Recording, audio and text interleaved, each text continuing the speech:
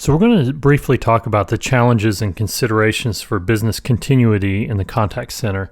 Now, it's kind of odd, you might think, that when we're talking about business continuity in a contact center, but these are things that will be on the exam and aren't necessarily Service Cloud related. And so the main thing to keep in mind if you see any questions related to business continuity is some of the core concepts that you need to understand as far as providing continuous support. And this has to do with things such as entitlements and service level agreements, which we'll go into later in this course.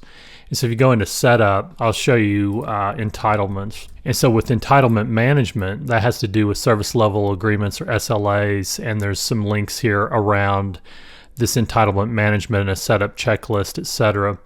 A lot of times when you're dealing with the contact center and the Service Cloud, you've got service level agreements, meaning that you need to provide like 99.9% uptime, for example. And so we're not going to go into service level agreements or entitlements right now, but what you need to bear in mind is that usually call centers and support centers, they try to provide redundancy so that if one call center goes down, they have another location somewhere else. Now, you may have planned or unplanned downtime in a support center. An unplanned event might be an earthquake, for example, or a strike. A planned event may be upgrading your systems or doing a fire drill or emergency drill.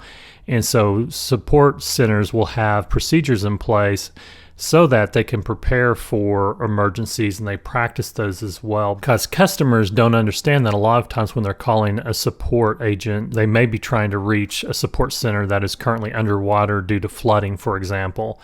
And so you need to have processes in place so that you have redundancy, so that if there's natural disasters or unplanned events that happen, you can roll those calls over or those emails or those chats over to reps in another location.